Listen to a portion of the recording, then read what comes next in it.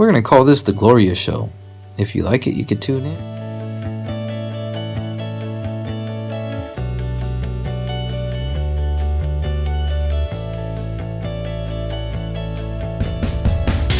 Hi baby boy. I wanted to sit down and make this video because I feel like it's very important, very significant every step of the way. Every time I encounter your dad, every time I experience something important, I want to document and make a story, our story. So last night I went to sleep pretty late. I've been having a hard time sleeping. I've been sleeping around 2, 3 in the morning sometimes. Before I went to bed, I asked your dad if he could please connect with me in a more conscious level where I know and am aware and it's clear, it's something I can remember. Right before I went to bed, I wished for that, and to my surprise, your daddy came through. So last night I dreamt with your daddy. I remember we were in a room and I was holding your dad because your dad loved being babied by me and I loved babying him. So I remember holding him and he was on my hand, in my hands, just looking at me as if I was cradling a baby. So, and I was talking to him and I was asking him questions that I wanted to know.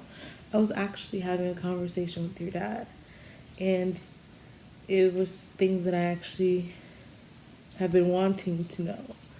So one of the first things I asked him, let me just say how I recall the dream, okay? So I'm like, hey babe, how's the other side? How has it been for you? And he responded saying, look, your dad, every time you sit down and talk to him in the physical world, he would always be all over the place. Your daddy was very, very energetic, always had to be doing something, multitask, walking around. Even when he was talking to you, he was always doing something else at the same time. It was really hard for him to sit down and be, present. Like, he was present, but he was always, all over the place. And I remember when I was talking to him this time, he looked peaceful. He looked more relaxed. I asked him, how's the other side? Most of it was conversation, but he always still made me feel things and made me see things. He said that he gets to do whatever he wants. He gets to ride his bike out there. He gets to play games. Your dad's a big child at heart. So I'm sure he's playing a lot. He says he has a lot of friends. He gets to hang out. He gets to do what he wants, basically. And he mentioned one specific game that he really enjoys. I don't know what game it was. He described it to me and showed it me a little bit. Had to do with some ball that you throw towards this spiral loop that goes downwards. And you know how we perceive heaven to be white and peaceful and full of clouds? That's how he made me perceive it. And the spiral was going down in the cloudy smog. After he told me all that, I asked him, can you see your past lives there? Do you know about your past lives? Do you see them? And he said yes. And I remember wanting to know, I asked him, am I a part of those past lives? Am I a part of all those past lives? And he responded saying, almost like it was my choice. He said, well, do you want to be part of those past lives? I didn't really understand what he meant with that or why that was my choice, but that's what I got from that. And I then asked him, well, do you see your future life, your reincarnation, your next reincarnation? And as if I wasn't supposed to know that information, the dream just cut off right there, and I woke up. When I woke up, like, it felt so real, so clear. I can remember everything. I'm like, wow, anything you wish for really does manifest if you wish for it and ask for it and really feel like you're gonna get it. You will. And that was one of the things. Your dad just is helping a lot by keeping me sane, because I really need to see him and hear him and talk to him. And even if it's through dreams, I don't care, as long as I get to see him and talk to him. It makes me feel a lot better. Now, later on that the day today, because it happened last night, right? So today, I take naps through the day. I guess after I eat, I get so tired, and I take a nap, 2 to 3 hour nap. And in today's nap, I dreamt with him again. It felt so real, because when I wished for it, I told him I want to be conscious, I want to remember, I want it to feel real, as like the physical world. I want it to feel as real as the physical world, and it's exactly how I would dream it. I can see everything, remember everything, feel everything. It just feels really good.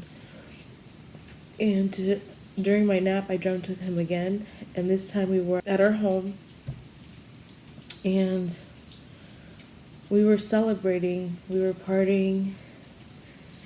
Your your aunts were there, my sisters. His brother Chad was there.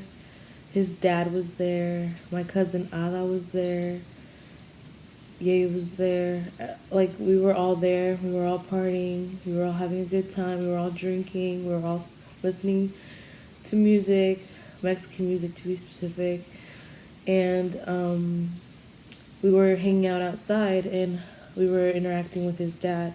I remember there's this like hill, this steep hill right before we get to our house. And in that hill is where your dad was. He was with his bike. And I remember walking over to him to see what he was up to. And for some reason I had a bike too. And I decided to take that steep hill with the bike. And from looking up to down, it looked so dangerous. It had so many rocks. And if you weren't careful, you could break a bone and literally land and just like wreck yourself. And I remember taking the hill. Your dad was so worried, but before I got all the way down, I managed to stop halfway with an easiness.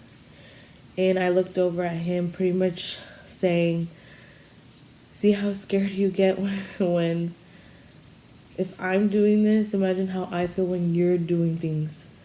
Like, how scary it is for me. Basically teaching him a lesson, like, because he was worried. He's like, Gloria, don't do that. You're scaring me, you're worrying me. Like, you could have fallen, you could have, And I was just looking at him like, that's exactly how you make me feel. Because your dad was very, very active, very, very wild, reckless at times, because he would just go for it. Like, when he would be riding his bike, he'd just try any stunt and he'd just go for it, like, fearlessly. And it would scare me because I would always be worried about him, like something can happen to him. So I walk over to him. I tell him, well, babe, it's you saw me do that, and it's basically what you did on that day. And when I said that, I was talking about when he was being reckless with his bike, driving it really fast and hitting that concrete, and basically wrecking himself to the point where he passed on. I told him, well, it was, babe, like, that's exactly what happened to you that day. And because of that now, and I told him, I'm like, and because of that, now you can't even physically be with Jack. And He looked at me. This is what he said. He says, this is how he looked. He's like, yeah, I know, but Gloria, I trust you, and I know you're gonna do good. Like, he gave me the biggest hug while he was saying this. He gave me the biggest hug, and he says, I trust you to take care of our son, and I'm gonna be here, basically. I'm still here. And it was the most loving embrace. Like, that moment started to become slow and still, and